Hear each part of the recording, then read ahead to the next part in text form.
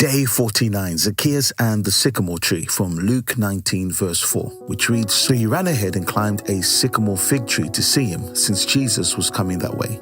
Imagine this. A wealthy man, not just rich but powerful, Zacchaeus, a chief tax collector, hated by his people, climbing a tree like a child just to catch a glimpse of Jesus. Luke 19 tells us that he ran ahead and climbed a sycamore tree.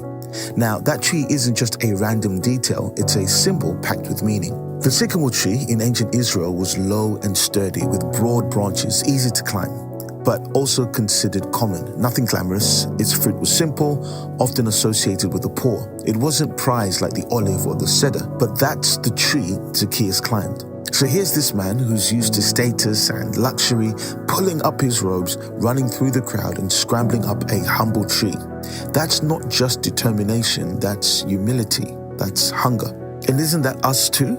Maybe not climbing trees, but trying to see Jesus past the crowd of life, past distractions, shame, reputation, pride.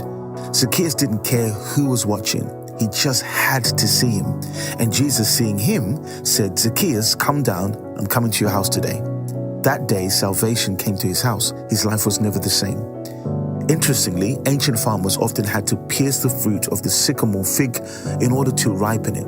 While this detail varies by climate and region, in the warm lands of Egypt and the Jordan Valley, piercing the fruit did stimulate its maturation.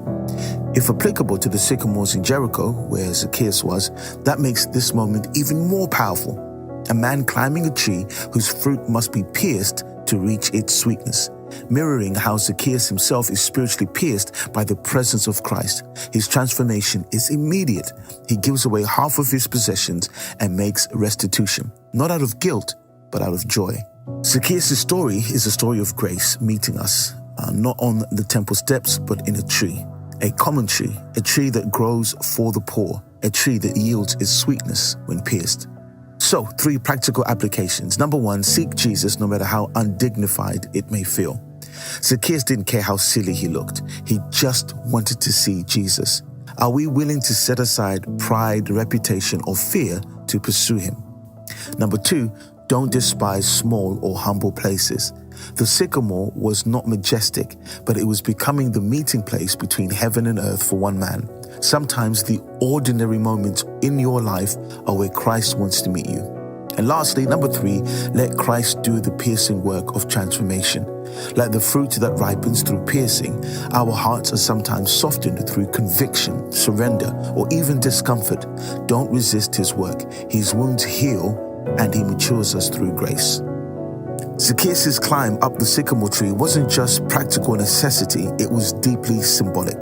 The humble tree, rooted in poor soil yet bearing fruit, becomes a portrait of how grace operates, near us, accessible, sometimes even hidden. And when we respond, Jesus sees us, calls us by name, and invites transformation.